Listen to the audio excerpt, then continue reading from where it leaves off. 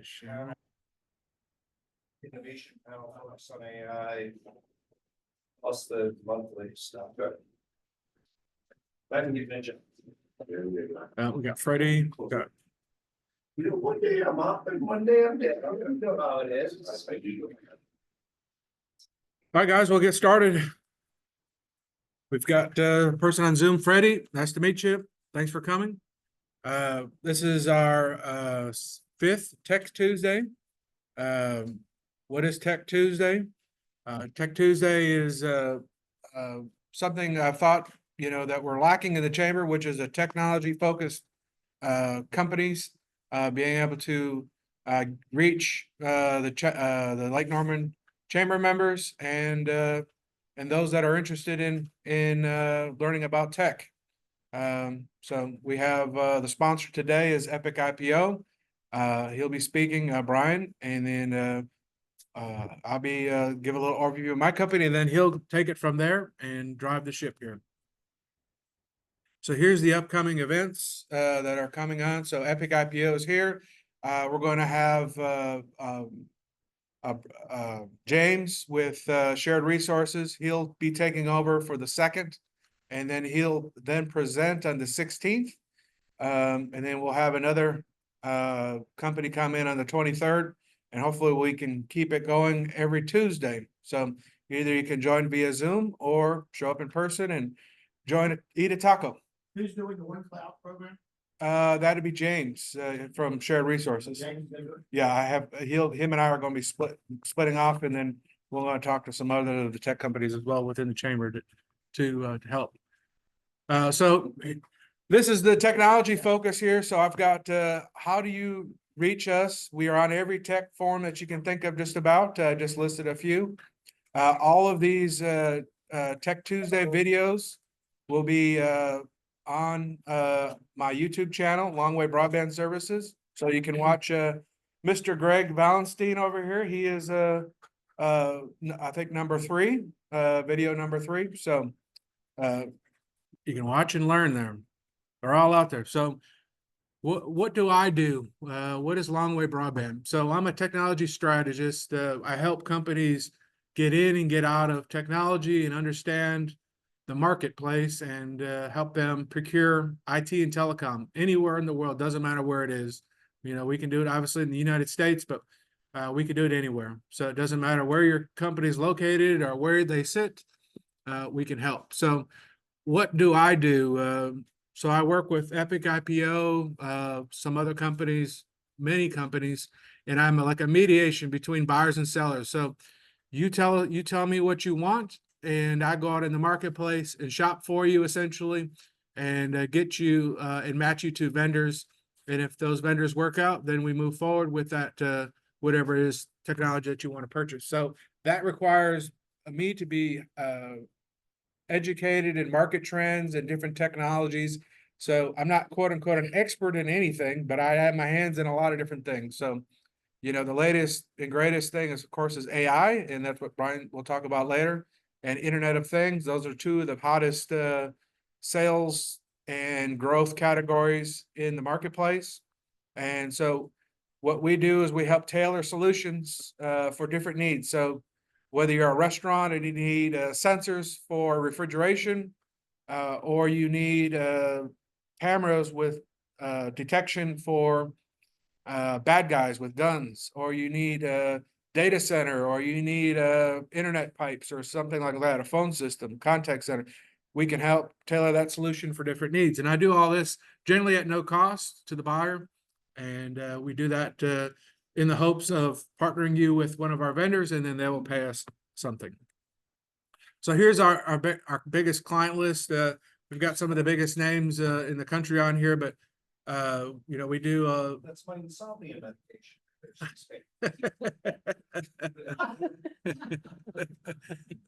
Yeah, so we've got a lot of different logos on here that we sell to and have active contracts with.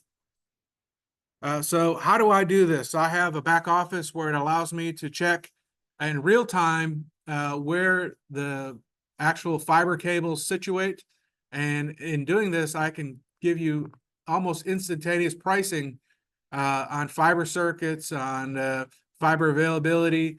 I've also got access to data centers as well. So data centers will pop up if you need a data center within in the local area or whatever it may be. So this here gives me online access, and I can get all this stuff in instant snap of a finger, basically. And this is Knoxville, Tennessee. So this is one of the busier areas in Knoxville by Interstate 40. So I can do anywhere. I could do the Lake Norman Chamber and show that on here as well, but I won't. I've already got these slides. So here's our products and services. So we kind of divide my business into 3 different categories. The first side is what the foundation of Longway Broadband is. That's consulting. My background is working for the carriers and data center companies. So we provide consulting for the data center and the network providers like AT&T and Windstream and Spectrum and Comcast, all these different providers. The second facet of what we do is we partner with companies like Brian's and data center companies or phone companies, and then we sell their products for them. We partner, it's called broker. We broker these deals and we can do all those different types of things. And then the third thing we do is we sell electronics. So if you're in the need for, your company's in need for like 50 laptops, 100 TVs, or server switches at a good amount, we're not real good at like a one-off type of situation, but if you need more than 5, generally we can help. We sell on Amazon as well and eBay and all those different marketplaces. So what are our product lines? So we have all different types of product lines. These are just some that are listed. These are our top 3: internet, phone, cable TV. And then below that is the hardware that we sell the most of: point of sale, digital signage, security systems. Those are, always been our bread and butter of our company. So now we get into the other stuff: cybersecurity, cloud, IoT, which Brian's going to talk about, data center, contact center, and mobility again, which Brian will hit on probably. So we always win when we go with Longway Broadband. So that's the whole theme of this program here. So I'm going to kick it over to Brian, and Brian's going to share his screen, and we'll go from there. Thank you. Thanks, Joe. Sure. All right, let's figure out how to share my screen. Oh, I Must forgot. be this bright green host disabled. Can you enable that? Oh yeah, my bad. All good. Let's see here. There you go. Cool. Let's do that. Share. All right, you're on. Cool. All right. Thanks, Joe, very much. Happy to be here. Thanks, everyone, for joining us in the room. Thanks, Freddie, for joining us virtually. And like Joe introduced me, my name is Brian Asher. I'm the Southeast Channel Director for Epic IO Technologies. And if you're not familiar with us, we're right out of Fort Mill. So if you're local in this room, not too far from here, just on the other side of Charlotte. And we are the culmination of really 2 companies. About 5 years ago, a private equity firm came together and said, hey, AI and IoT is getting really hot right now. We see an opportunity in the marketplace specifically for computer vision AI, which is data that is taken in from various sensors.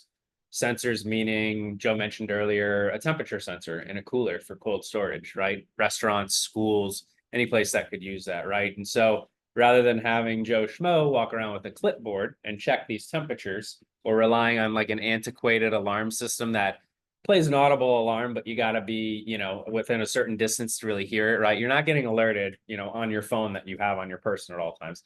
That's really what we're bringing to the table and changing. A camera is just another sensor that ingests data, right? A live video stream. And if I don't want people on my property within a perimeter of what the camera views during the hours of 10 p.m. to 6 a.m., I can draw a perimeter, and the AI on our technology stack understands that that's Joe and that's a human, as opposed to Henry the dog, right? We won't alert you because we can see that it's a 4-legged animal.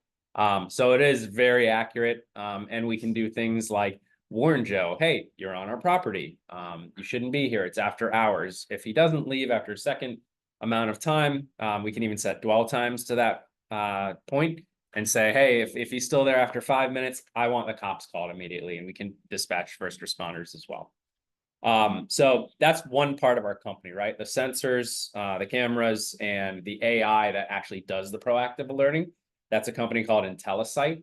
They were founded in 2001, and they were doing, that's really what we call today is AI and IoT. IoT means Internet of Things. Think of maybe a term you might have heard was machine to machine learning. Prior, that was a buzzword really before IoT, but Internet of Things just means a device or a sensor in this case with our company that is connected to the internet and transmits data. And then we take some sort of software, artificial intelligence, and we make sense of that data, right? We give you analytics so that you guys can make real-time business decisions more intelligently than you could before, right? So that's really what IntelliSight brought to the table. And so we really started the company just with that piece. And when we went to market, we had a lot of customers intrigued by it. And those who purchased from us started realizing, cybersecurity is a big thing, right? And so, you guys hear about people being hacked all the time. And so we started thinking about, we're getting a lot of questions. Hey, you've got your sensors on our network. What happens if one of your sensors gets hacked? And so one workaround, was to get security compliance, and we've got a lot of that. But the other solution, and I think, a better one in this case, was we wanted to provide internet for our customers as well, so that they could, not have to worry about that security concern. What we call it is air gapping. So you've got your corporate network, maybe some dedicated fiber in the ground, right, with its own LAN. But then you come to Epic IO for your security needs, right, physical security. And now we've taken over your cameras and we give you that, but we also have a separate network, and it's a wireless network. So it's air gapped completely. It is literally impossible for, anything to be hacked on our end and then them get to your sensitive customer data, if you will. The other reason we did that is because we want a full baked end-to-end solution, right? There's a lot of companies that sell phone systems, right? That's a big popular one, right? But what are these phone systems run on now? Voice over IP, Internet Protocol. So you have to have internet. So all of these technologies you're starting to introduce into your business, all of them have one single thing in common. They all need internet, right? They all have to communicate via that conduit. So that's why we brought this second company to the table, BroadSky. A couple of years ago, we brought them, and we bought them, and they started in 2003, always doing wireless services. The important thing to note here is that if you all remember what 2003 was like with wireless internet, cellular, right? The first iPhone hadn't even come out yet. So we're talking 1G, 2G, people probably don't even know that even existed, but the government used it a lot. There were satellite services in place that the government was using, and that's really what BroadSky specialized in. So we know how to do wireless and engineer it very well. And then it wasn't until really, 3G and 4G became ubiquitous with the rest of the world. And that's when it really started, booming in the private sector and coming to, private businesses.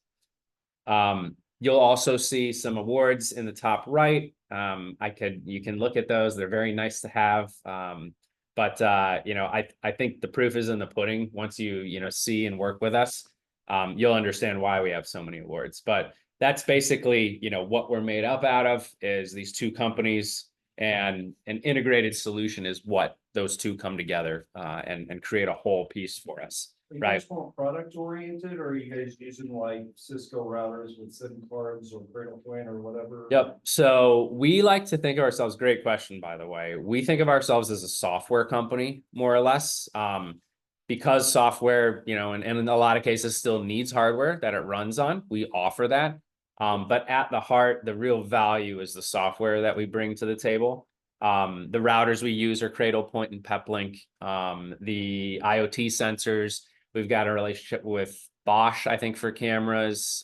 There's a couple other manufacturers that we'll use if you want us to bring the hardware to the table and buy it on our paper. But the beautiful thing is that you don't have to buy hardware from us. Being a software company, we don't care what you bring, as long as it has, exactly, our service can lay over top of it. And then we can kind of piece that together, which I'll get into and show you the different offerings. But why buy an integrated solution, right? It's kind of like one hand to shake or one back to pat, right? If you go buy internet from, I don't know, let's just throw out Verizon, AT&T, Comcast, we've all heard of these companies, yes.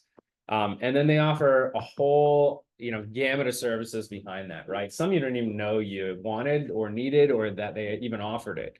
But then you start talking to them more and more, and the more services you can kind of have under one umbrella, kind of, the easier it is to deal with, the easier it is to manage, and especially from the end user standpoint for y'all in the room who might end up being a potential customer. If I sell you a bunch of solutions and, on the surface they look great, but then you go, well, Brian, how do I manage them? And I go, well, you have 5 products from me.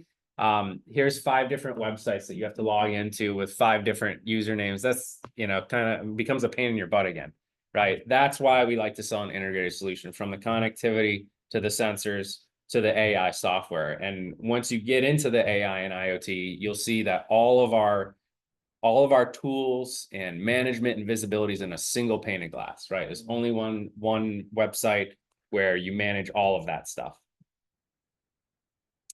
These are some of our top customers. I mentioned to the folks in the room, you guys are familiar, obviously, with Fort Mill. We've got their police department, and I'll show you the technology they're using. We're also talking to Mecklenburg County now. But, amongst them, you've got some names here that you might recognize. And then I think the most important thing to me on this slide is really the bottom right, our key partners.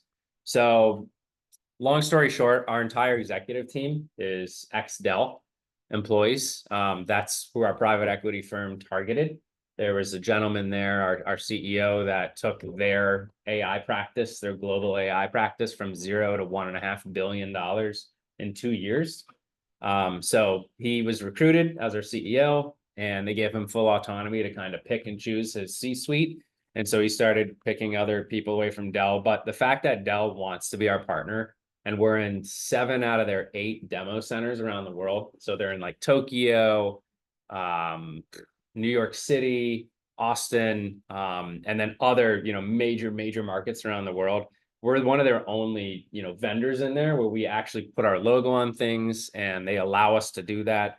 Same thing with Intel and Cisco. They actually, want us named at their centers, and it's pretty big, right? I mean, these names, they don't mess around with just anybody. So I think that's a true testament to our technology and how good we are at it, because I don't think these companies would even, touch us with a 10-foot pole if we weren't.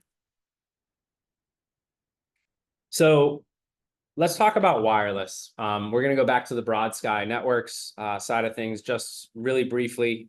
This is our foot in the door in most cases. AI and IoT is awesome. It's shiny. It's sexy. Everyone's talking about it, but it's still one of those things where people are a little bit unsure about, how am I going to utilize that in my business? How will it help me? And so the adoption rate is, we're at the infancy of adoption rate for businesses, in my opinion, right? It's more used by consumers like us sitting here in the room. Like, you go to ChatGPT and say, hey, create a song for, my kid about how good they did in school. Or if I'm at work, I might go to ChatGPT and say, hey, write me an email of how I respond to, this customer based on this product, or something like that, right? Eventually, that's what's going to drive the market, just like the iPhone did, right? All of us consumers loved it, but in business, we never used it. Everyone's married to their BlackBerries. But eventually, because the whole world as consumers started using stuff, that's what's made it ubiquitous in the business side of things. So like that, I think it's important to talk about our internet offering, because you can buy that as standalone. Where does that make sense? We do a lot of backup internet because we're cellular and satellite. So we offer cellular internet from all the 3 major carriers. And I mention that because that's probably what's more important to you guys being here in the US. You have Verizon, AT&T, and T-Mobile. There's hundreds of carriers worldwide, and we can get them too. But, for local purposes, you're probably talking about the big 3. And then we also are a Starlink authorized reseller. So we can sell you satellite as well. Now, what makes us so great at wireless is, for the past 20 plus years, we've been working on what we call the gold standard. And so any product that I talk about in the room today, whether it's connectivity, whether it's AI software or IoT, sensors, they have to fall within our gold standard, or else we won't offer it at all. So these are the kind of bullet points that make that up. Enterprise account management. Most people look at that and say, okay, once I'm a customer, I have a dedicated account manager. Great. I can call them with any issues, or if I want upgrades, downgrades, and that's part of it. But I would say, you know, what that really means is that no matter how big or small your business is, if it's just 5 employees maybe, and you're a small real estate office, for instance, right? You know, we treat you the same. If you have a need or a pain point, we seek to understand that need or pain point, and then we engineer an idea around that, right? And we're making sure that we're not gonna, you know, if you have a small office, we're not trying to sell you a giant data plan, or you know, AI or IoT that you guys really don't need, right? Right at this moment. It's really, we take a step back, look at, you know, what you're really trying to achieve, and then we engineer something to make it fit for you guys. If you are opening new businesses, quite often, right? And maybe in rural areas where they don't have terrestrial internet right away. If you know a construction company, that's a great example, right? All these neighborhoods are being built out here. Someone said earlier to me that you've got 150 people a day moving here. Well, that means a lot of new neighborhoods that are sprouting up. And those new neighborhoods might have fiber in the ground, you know, 300 yards away across the street. But to get it across the street to you guys from Comcast or whoever is quite expensive. Sometimes it's 6 or 7 figures the cost. I can get you guys next day connectivity wirelessly for a mere fraction of that cost. We're talking, you know, anywhere from like $40 a month to maybe $300 a month for an unlimited plan if you guys are qualified for that. And that can happen if I have a signed order by 2 p.m. I can have you internet by 10 a.m. the next day. A lot different than ordering terrestrial internet. And that happens a lot when you do order terrestrial and they promise you that it's going to be there and you're 2 weeks away from grand opening and they say, hey, just kidding. We're not going to have it for like 2 months. And by the way, the construction costs are going to be like 150 grand more than we thought. You can take even my unlimited plans of $300 a month and divide that into 150 grand several times before, you know, you're breaking even. Best carrier selection. In every single one of our connectivity deployments, we put dual SIM cards, okay? And we will run your address. And a SIM card, for those of you who don't know, is a card. We have SIM cards in our phones even, right? And that is basically our ticket that you give to Verizon or AT&T or whoever your provider is, and they say, yep, you can be on my network, right? It's just our pass to get on the network, essentially. We will always give you 2 based on your address. Wireless is a little bit different than terrestrial. They all play in the same markets. So typically you're always going to have Verizon, T-Mobile, or AT&T. But just because you have all 3, not all are, you know, going to have as good a network, as good a connectivity in your area. So we'll look that up first. We'll put your primary as the best carrier. We'll put your secondary SIM as you know, the second best carrier. And then, you know, we have like 99% accuracy, meaning maybe 1% of the time we ship it out and you say, hey, this is working, it's just not working as well. Can we start looking at it? And maybe we find that, hey, we need to flip-flop the SIM cards or something like that. Or we'll make the SIM card 2, you know, the primary instead. And Brian, add on that, the best carrier selection. So if you have multiple offices, you live in multiple cities, one area might be dominated by T-Mobile, one area might be dominated by AT&T. So what he's saying is these guys over here might be using AT&T. This other office might be using T-Mobile, but they're still operating on the same Epic IPO network. Yep. And same plan, everything. You're still getting the one bill that's coming into the company, but you're utilizing those 2 different companies. Let's say you have the third office. Let's say maybe that's Verizon, and maybe that's AT&T, T-Mobile, and then you have Verizon in the third city. So you may have 3 offices on 3 different networks under one bill. That's what the best carrier selection is. Yep, absolutely. Yeah, thanks, Joe. That's a great point.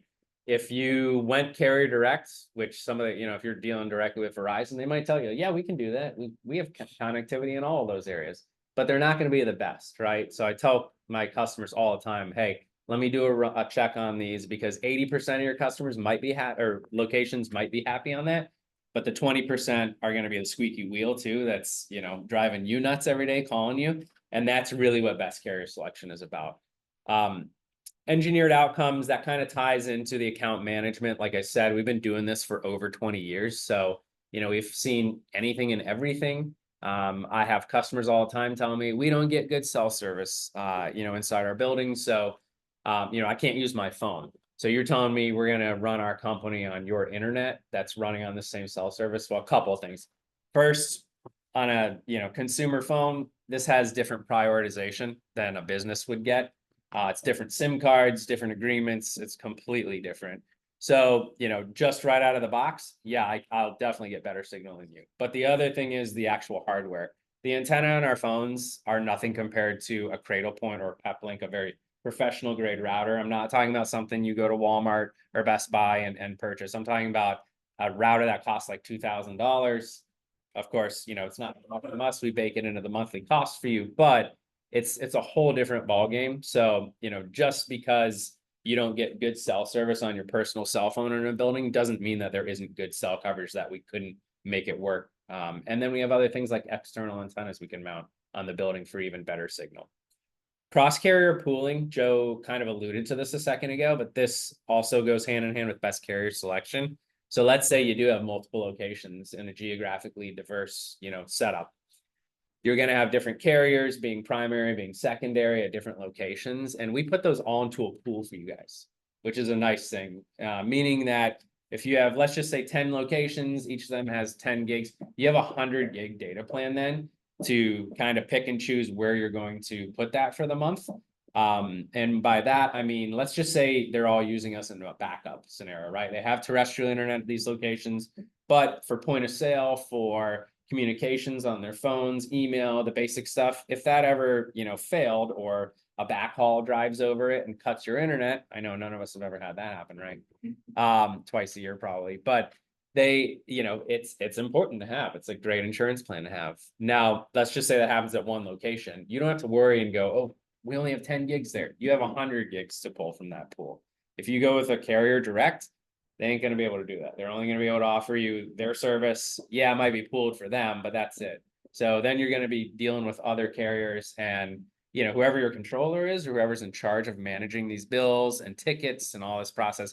That's the other thing is if there is an issue, it's one throat to choke, right? You're always dealing with us. You never have to deal with the carriers direct. Direct carrier SIM. What that means is, so some of the players in the same space as I do, offering the same services or what seems to be the same service on the surface, they have their own data centers basically. So when you use them, your data goes from your device, maybe with the SIM, right? So they put a router in your office. It goes from that router back to their data center first, and then it goes to the carrier, which means you have a lot more latency, which is bad for technologies like video, what we're on right now. This is real time. If that was causing too much latency, Freddie might be able to hear every third word I'm saying, and I would seem really like laggy, right? On a phone call, you might drop every third word, and this is a business phone call. It's not acceptable. We're direct carrier SIM, so we use the carrier's network directly, which also means we get the highest priority of connectivity to the cell towers on our devices. And so, not all solutions are created equally. If you're talking to someone about cellular connectivity, that is a really important thing to understand. Are your SIMs carrier direct, or are you an MVNO, a mobile voice or a mobile virtual network operator, right? Which means they have their own data centers. Starlink, I mentioned this earlier. For those of you not familiar, this is Elon Musk's company. This is a low Earth orbit satellite constellation architecture, meaning there's a bunch of satellites in Earth's atmosphere because it is low Earth orbit. There's another company called Viasat you might have heard of. Those are high Earth orbit, right? Those are basically in outer space. The difference is latency. So kind of what I was talking about before. They both have a place in the market. Airplanes work great with Viasat. You're not making business phone calls on an airplane going, 500 miles an hour through the air. This would be great for a fixed business or maybe a mobile workforce, but some sort of workforce that is here on the surface of the earth. Starlink essentially brings internet to everybody in the world, and that's great. But Starlink, that was their main goal. They are not a support company. They're not a management company. And that really, aside from being a software company, Epic.io prides ourselves on being a managed service provider. Everything we offer you is managed, meaning you deal with us, even if it's coming from someone else like Starlink or Verizon or AT&T. We give you visibility, we have visibility. And, again, if it doesn't meet our gold standard, we don't sell it. So what sets us apart from if you went to Starlink Direct or some of the other competitors that are authorized resellers? we have a program with PepLink, which is who we go through. It's one of our router manufacturers, and that's who we have our resellership with. We did that because that gives us a few things. We get to use their routers. So your Starlink hardware gets plugged into their router. Then we can see it. We can manage it. And we also get access to their very top tier of support, meaning you never have to open a support ticket yourself or deal with Starlink yourself. Their support system is literally texting. There's no other way to get support. You can't be on a phone. I think you can email now, but that's how you have to communicate with them. Whereas, we're your standard support 24/7 by 365. You can call, you can email, you can text if you want, but we've got all the support, options that one would want. And then if anyone, has anyone ever been listening to their XM radio in their car before, right? A satellite technology, you drive under an underpass on the highway and your music goes away for a second, right? That's because satellite is line of sight. Satellite has to, there's these waves that basically go between the ditches. If that's not happening, then you're going to lose whatever data, right? In that case, music. But in this case, that would be like your business connectivity. We realize that that's going to happen. As perfect or as many satellites as they put up in the sky, there's going to be moments when you have zero visibility or inclement weather plays a part, something like that. So what we do in every one of our Starlink deployments is we put a 5 gigabit plan, a data plan, a SIM card into that router. So that when that satellite loses line of sight for a couple of seconds, we use a technology called SD-WAN, which basically in this case, all you need to know is the auto fails over to that, cellular signal. So you can continue your phone call, you can continue your video conference, you can continue doing whatever you were doing on that internet connection without disruption. And then as soon as Starlink comes back within line of sight, we automatically fail back over. I think that's a function in QoS. Okay. No, SD-WAN is the actual device that he's talking about. The QoS is software.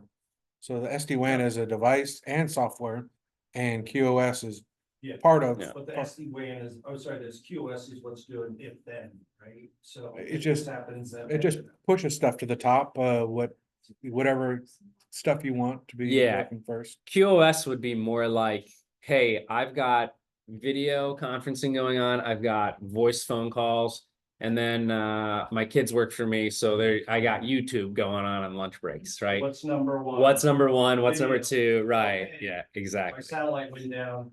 Now, All right. what's number one? So SD-WAN and other that technology, we use it to switch from one WAN to the other. We're pinging on the Starlink, we're pinging it, it's responding up, it's not responding. Okay, automatically fail over to cellular. Okay, good, we're up on cellular. Now we're pinging Starlink again, 30 seconds later, okay, we can reach it again, move back to Starlink. So that's really what it's there for. And it also gives us centralized management of that device, right? Starlink does have a cheapo router that they'll sell you, but again, it's really for their purposes. So if you open a ticket, they can see if it's up or down. We can run speed tests on ours. You can have visibility to it. So it's not something where we're, trying to hide something from our customer. It's really, we use it for support, but if you want visibility as well, we give you, access to this portal as well. It's a backup. Yep. But the cool thing about Starlink too is for the first time, a lot of wireless or companies can run this as a primary because the speeds are really great. The latency is really low. So you can do that on 5G today. It's definitely gotten way better. But if you try and run a business on 4G LTE with as much stuff as all these businesses, as we've all moved to the cloud, right? Like nothing sits on our premise anymore, typically, right? It's all in the cloud. So you have to have really solid internet connection, which is why cellular hasn't become really popular as a primary connection until the advent of 5G and now Starlink. Speaking of getting better speeds, we do bandwidth aggregation as well. So this doesn't have to be with our connectivity either. This can be a mix of maybe a couple of our connectivities via a couple of different SIM cards and a router that we provide you. So you've got cellular, but then, carrier 3 could be your, whoever the cable company is here. Maybe you have a connection from them. We could put it into our router as well. And then maybe you have dedicated fiber even from, the LEC that's in this area as well. And the cool thing is that now you've got 4 pipes going into one, and it's not really a QoS type deal here. They're all working simultaneously to make one big pipe. and increase all your speeds, as opposed to saying, hey, send this, data or this software, this application goes down that route, this one goes down this route. They all come together as one giant pipe. But you get the benefit of having, QoS in a sense that, if one of these gets corrupted, one of them goes down, you've still got the other three carriers at your fingertips. And so, a lot of customers will say, hey, we just don't have enough, carriers here for diversity, and therefore we can't get the speed. What can you do? We'll bring in cellular, and then we'll combine it with their two terrestrial circuits that they've got. And, all of a sudden, they went from, maybe 50 megs down to a couple hundred down, right? Something like that. So it really increases speed, security as well, right? Because even if one becomes corrupted, you've still got the other three, and we can drop that one, so on and so forth. But this is a pretty cool technology. I haven't sold as much of this as I'd like. I think that the applications here are a little bit different. I would say that these are more for probably popular for like pop-up events, if you know any customers doing that, or if you yourself are trying to, hey, I need something really quick, right? A terrestrial internet company isn't going to get it to me, or they just aren't lit there. Can you get this to me? And oh, by the way, it needs to handle this much traffic for this many users. Okay, cool. Let's get you 4 different SIMs from different bands of cellular and bond them together and give you that speed that you need. This is very popular. It's kind of funny to talk about in 2024, but POTS lines, for those of you who don't know what that means, it means, well, plain old telephone system, is one acronym for it. But this is copper, right? These are copper phone lines that have been in the ground for years. AT&T and Verizon own a big portion of them here in the US, and they don't want to maintain them anymore. It's an antiquated technology. Everything's moved to IP, right? Fiber, cable, stuff like that. And it's just too expensive for them. And so they're doing a couple of things. They're either saying, sure, you can keep your copper phone lines that you've had with us for the last 30 years, you can keep them, but instead of paying like $25 a month like you used to, you're going to pay $500 a month per line, right? And the cost becomes absurd. I've seen, we had a dentist office who had 2 lines since like 1992 with AT&T, and they went up to $1,800 per line. That's what they were charging, and they were staying on it forever. And finally, they were like, "Okay, this is ridiculous. We can't pay $3,600 a month for our voice." They just got mandated by California state government that they have to maintain those lines at a reduced rate because of that, like, broadband everywhere kind of Yeah. thing. Yep. I have heard that actually. There's opposing Yeah. forces. Yeah. Yeah, Well, exactly. Yeah. both sides, right? I mean, Yeah. they're selling the hell out of everything, right, making $1 trillion. Sure. They've got some social responsibility.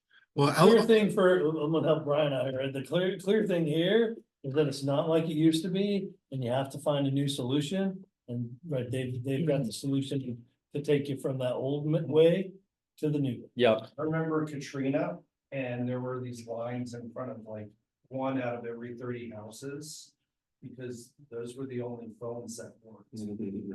And they were all POTS lines. Yeah, so there's a POTS line. Including cellular.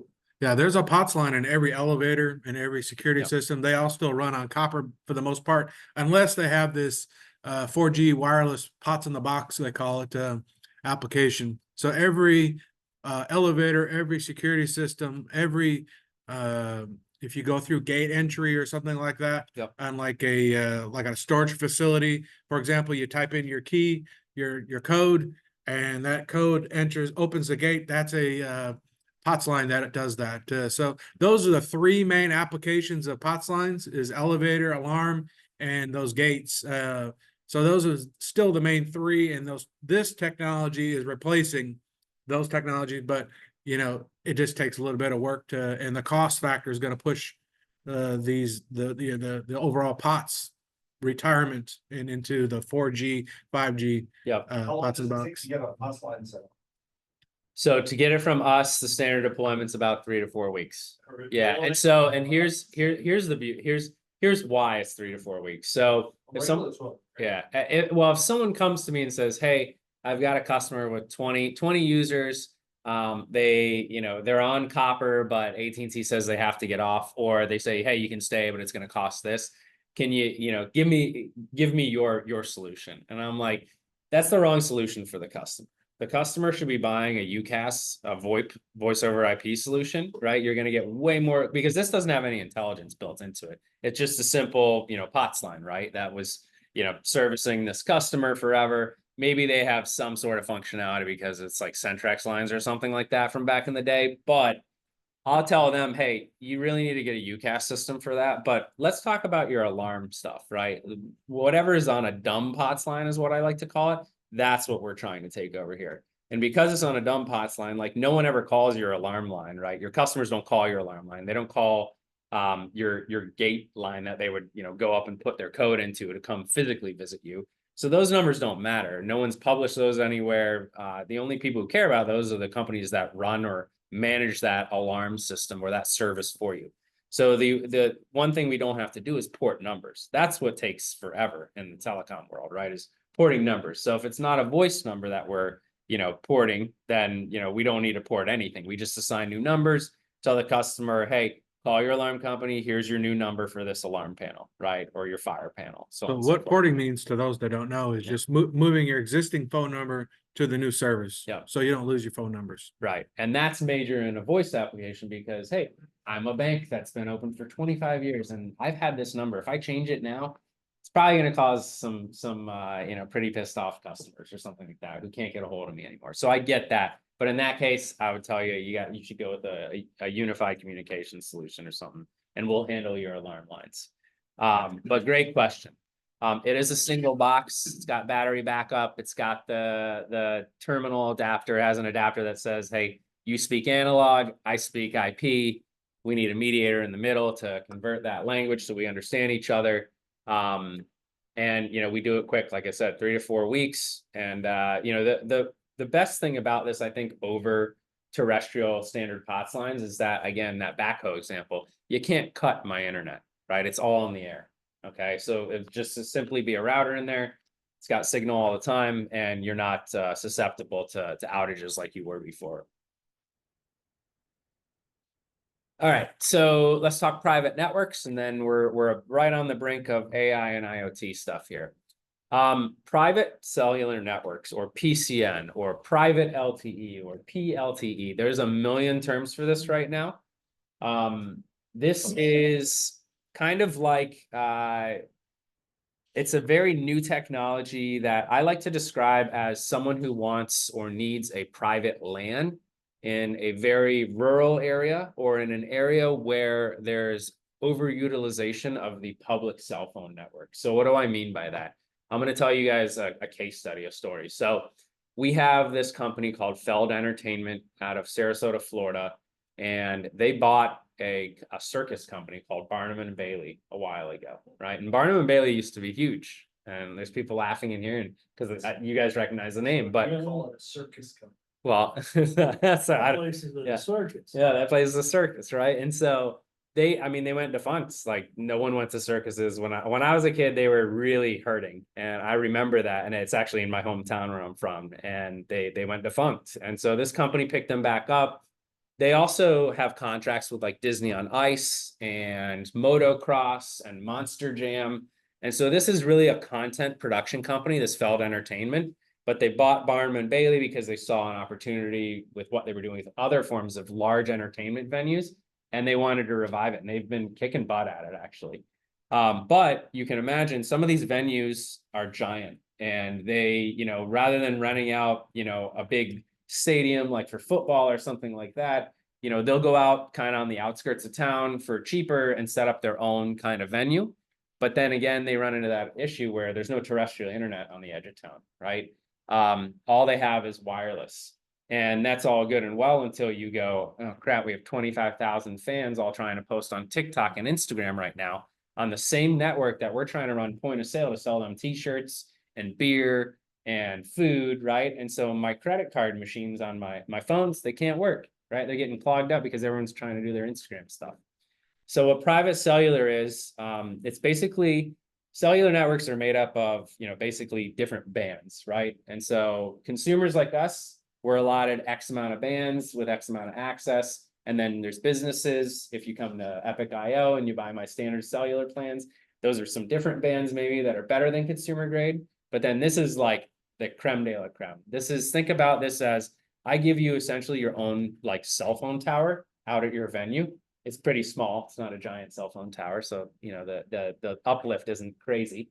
But that private cell phone tower then only allows certain pieces of hardware with a special SIM that connects to a very specific band that was used by the military way back in the day.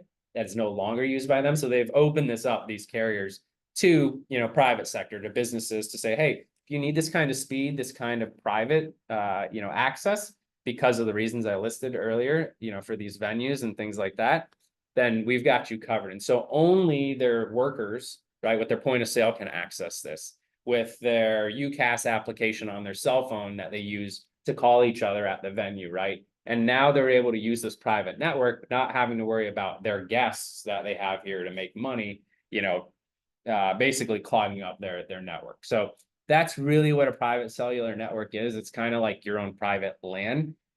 If you do need to backhaul anything to the internet, we'll just, you know, we can do that a myriad of different ways. We can do it via cellular, we can do it via satellite. So again, you're not stuck within this little LAN, but at the same time, you can have all your communications, you can use your point of sales, and then anything we need to backhaul to the internet, we can do that for you as well.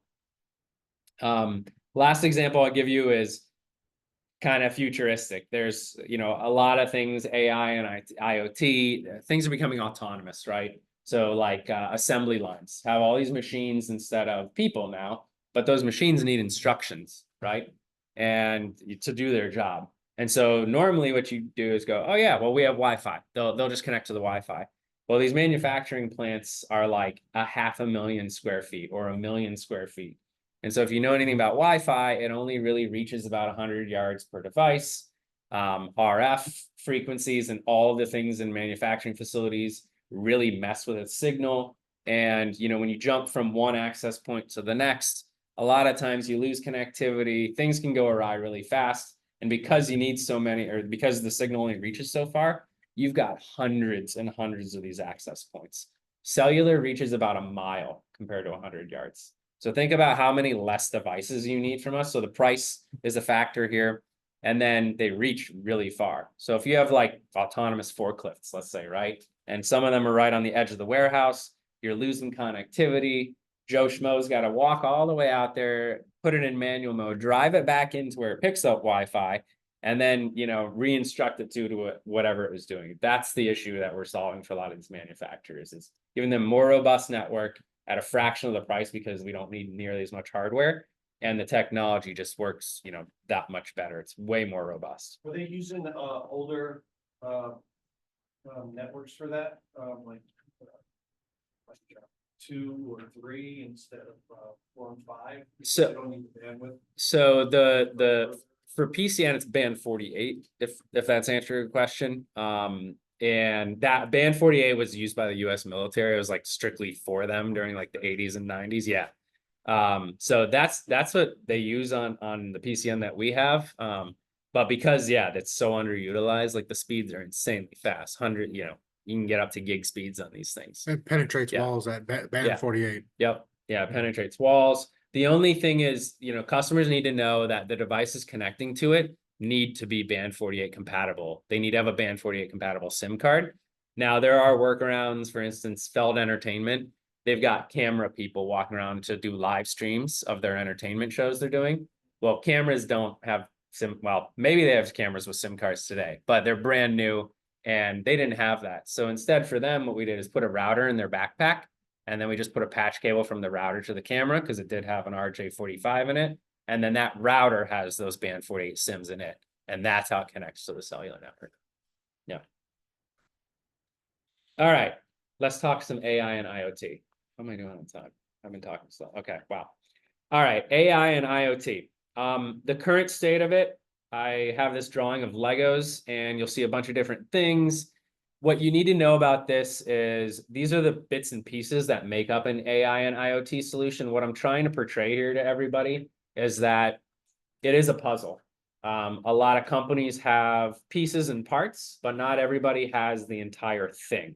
Okay, someone might have connectivity and IoT, but then they don't have the rules engine and the AI models. So it's like, okay, you have devices connected to the internet, you gave me the internet too, but now I can't do anything with AI because you don't offer AI. I got to go somewhere else to get the, what I want to be alerted about, that software, or vice versa.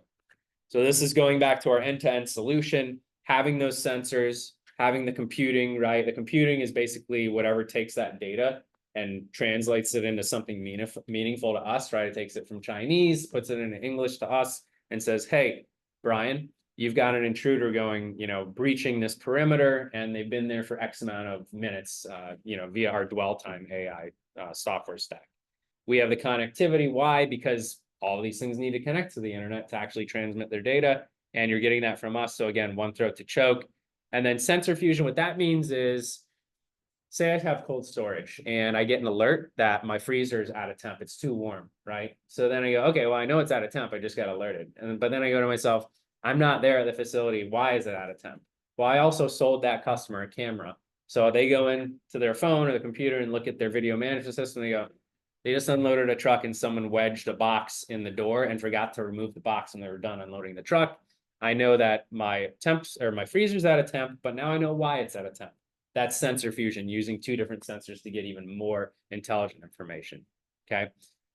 Insights is basically all that is really the AI and the, basically ingesting that information to give you, the data that you're looking for. But then know that, we're also open API, so we integrate with a ton of different systems.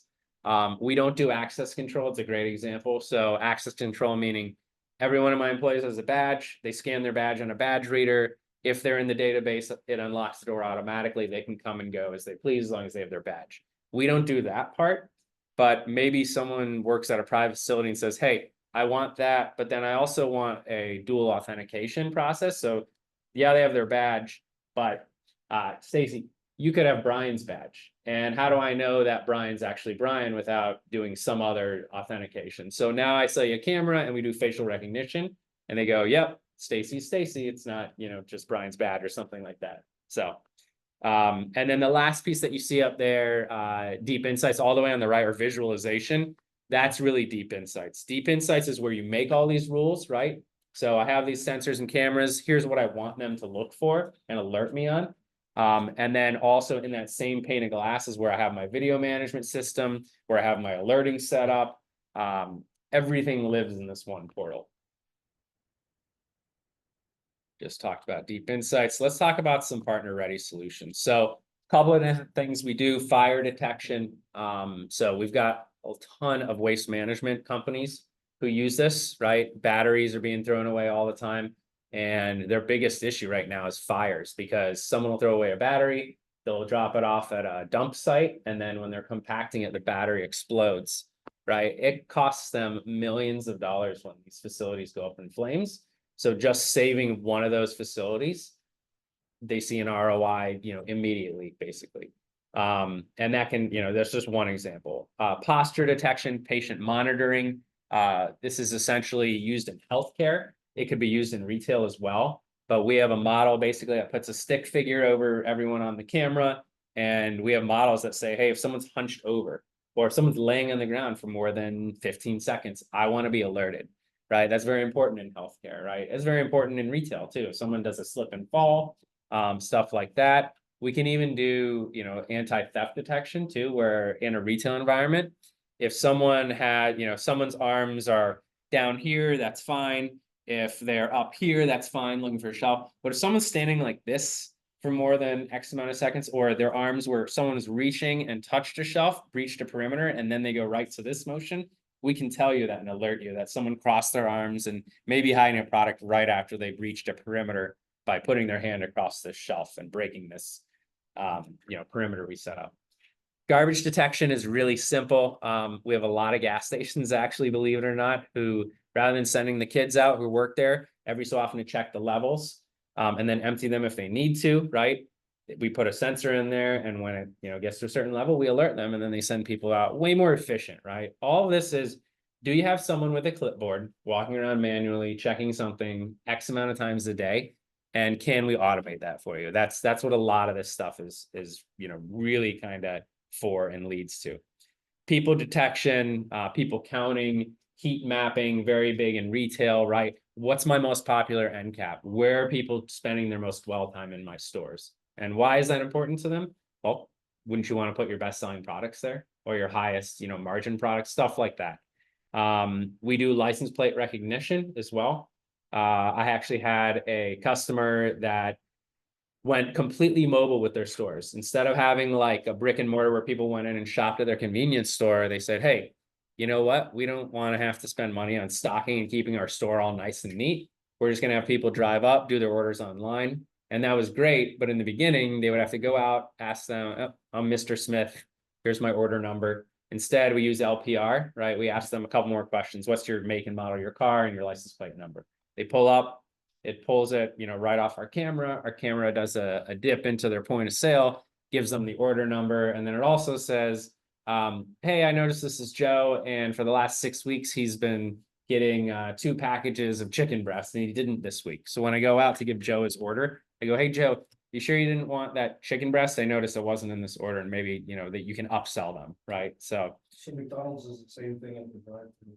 say, yes, yeah, identical. Yeah. So they're just looking at the license plate. Yep. Or they also have facial recognition. Yep. And they make suggestive menu items on the LCD at them. I think it Wow, was that's Burger. pretty I think it wild. was Burger King. They were going to actually change the price. Wendy's. They were actually going to change the prices based upon if you walked in or not. The stuff you ordered. That's crazy. A whole lot of diversity. Yeah. Yeah. They were going to do surge pricing and customer surge pricing. Time, right? Time. Yeah. You got 10 minutes. Yeah. I saw that. Gotcha. All right, I'll jump through this stuff. Real quick, this is what the police departments are using already in Fort Mill. Actually, I've got 3 of these. I think Mooresville uses one as well. You are correct. Mooresville has 1 or 2, and then Mecklenburg is soon about to purchase 3. These encompass everything we do. They have cameras on them. These, you might have seen them in parking lots with blue flashing lights. These are way more robust than a lot of the ones you see. Some of the ones that you see are just, simple like cameras that don't do any alerting, right? They have connectivity maybe because someone looks at the cameras if an incident happens. But again, it's reactive. We're proactive here. So you got your cameras. You actually even have what we call UIG, which is just a computer that takes all that data ingested. And if you've set rules, it processes that data so that we don't have to send everything back, over a big pipe. We can use a small cellular connection and it only backhauls an alert if we see something, right? So very smart and creative, I would like to say. But it has that. It's solar powered. It runs on ethanol as well, if you want that as a backup. In the Southeast here, we get enough sunlight. These babies run for like 3 weeks without any power going to them. So Microsoft does all that too, local on the machine using Viva. Yep. Pilot. yeah, And so it's tracking heat strokes, it's tracking where you're looking on the screen. yeah, But that's- it won't report back to the individual or the organization as an individual, only by teams, and it'll just give high level productivity. Gotcha. enhancements. So make Interesting. suggestions. Today, yeah, as we all move to remote locations, right? And managers are like, how do I manage people? sure. That's the direction. Yep, it's definitely all going that way. It's whether you embrace it or not. This is definitely Big Brother right here. Oh, This stuff is pretty cool that he's talking about. He's just Yep. glancing over it, but these things are pretty sweet. They are very sweet and it's great for security too. That's why the PD uses it too. They move them around, they're on trailers. Some of these you see that are on, no wheels or whatever. We had to do that for one customer who wanted to make them a permanent fixture, which was fine. We can do that, but they have a trailer and, you can move it around with a car. And so when, you have big events in cities and stuff, like you can do people counting, heat mapping, maybe I need more security over here, or, hey, there's something going on over here. We even make, for one of our customers, they have drones on the top with charging stations. And it's a big gas and electric utility company that I can't say the name of, but if you know the biggest one on the West Coast, you probably guessed it right. Now they don't have to send humans out to monitor those miles and miles of electric and gas Right, I pipes. see a lot of these, like in Lowe's parking lot. Yeah. and things. So they're totally AI, there's no individual monitoring the cameras, it's. No, you don't have to. So the ones you see, if they're not ours, you do have to have an individual probably, because not, to my knowledge, no one else is layering the AI. With ours, you wouldn't have to have someone monitoring necessarily. what these cameras could do is monitor for you, and then we would set up those alerts in conjunction with what your needs are, and then you get alerted. Now, we do offer first responder calling too. So you could say, hey, I want to take it one step further, Bri. I want the monitoring, I want the alerting, but then I also want to set, if the second alert goes off because someone's still dwelling there or something, I want you guys to call the cops. Yeah, so like those shoplifters and stuff, they'll take a snapshot of that person's license plate. Yep. So the next time they come back, either the face or the license plate, they're already alerted and the police are on their way, essentially. The old ones, they had like a central organization that had all these screens. Yep. And they'd go from parking lot to parking lot to parking lot, and they'd show them, they'd switch, the screen would show different images, they'd switch every couple of minutes. And Right. it was up to somebody to actually watch all these different. Yeah, screens. and we still have that. We have customers who don't want the alerting yet or aren't ready, right? So we dip our toe in the pool and they're looking for new, maybe they have like, analog cameras. So they're gonna upgrade their cameras to IP. And they find our company and then we go, okay, well, here's why our video management platform's better or something like that, right? And so you can kind of mix and match, like I said, you can get everything or you can kind of get piece by piece. And they also can do gun detection. So if you have your shirt over the top of your gun, it somehow, I don't know how it does it, but it uses the AI to recognize whether you got a gun underneath your shirt or underneath your jacket in like a trench coat of some kind. Somehow it's able to pick up the image of that gun and it'll alert the whoever to say, hey, there's a gun right there. Watch them. So we're working on making that a lot better. I don't know if we actually don't offer that because there are so many false positives right now. It becomes a matter of like, boy who cried wolf or something like that. But what we do have today is gunshot detection. And we believe that's more important because, you're going to have so many false positives. Like I could reach for my phone and it would go off. But if someone hears a gunshot, then what's going on. And so for people or schools, let's say with access control, what we could do is triangulate that position of the gunshot, right? And using our cameras, see where he is or her, where she is. And we can lock them in, corner them in using their access control because we have open APIs and we integrate with their access control. And then they can't get to anybody else, right? Or we can vice versa, lock all the classrooms because we can't see where they're at, but we heard the gunshot, we know there's an active shooter. So we do have that today. And I think it really stepped a lot of that up as far as like metal detectors. With my insulin pump, I used to set off metal detectors. Yep. But now when they want you and stuff at a ball game, I can see they kind of look at it like, oh, that's what Sure. this is. And I'm Yep. not as embarrassed. So we have popular in schools as well as vape detection. There's some, I can't remember the statistic, but a lot of kids way younger than I thought they're all vaping, I guess. And so this does THC, it does nicotine, anything, and it will identify either or and let you know what it is too. I don't know why anyone would really care in a school. It's, you probably shouldn't have it, but maybe at a sporting arena or something, they care about it or something. So, these are very popular. Smart retail, I went over a couple of different use cases. I know I'm at time here, Joe, so I'm just going to kind of glaze over these, but think about pagodas inside retails that are separate. Starbucks, they're in every Target. If someone who owns those, they could use wireless internet as a backup because once the terrestrial goes down, I doubt that the store is going to let them get on their wireless. Security cameras, right? Slip and fall, anti-theft detection, people counting, heat mapping, all that stuff. And all these stores, retail, right? You guys have Publix here. I just went to one, cold storage. We have several Publixes in Florida using this stuff. Healthcare, as far as, what we do, like I said, we have that posture detection. Some of the other things we did was we've got a blood transfusion customer of ours that's like 50 locations. And we just went in there for wireless internet as a backup initially.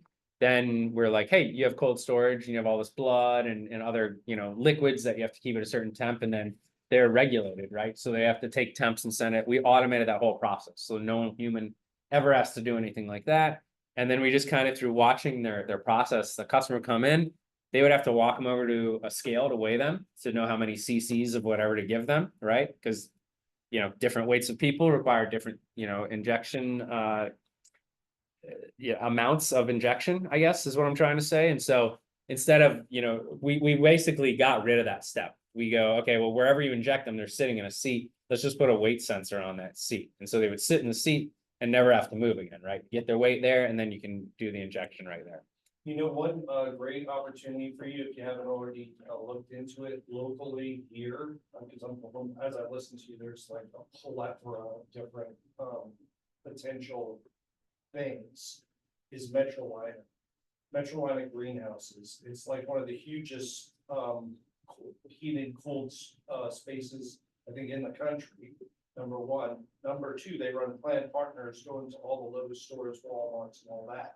So they've got truck rolls that they have to maintain climate conditions in the back of the car for products, as well as just where they are. Yep. And all that loss prevention. And then their carts too. You ever go to a Lowe's, you see the plant partners, big carts? Yeah.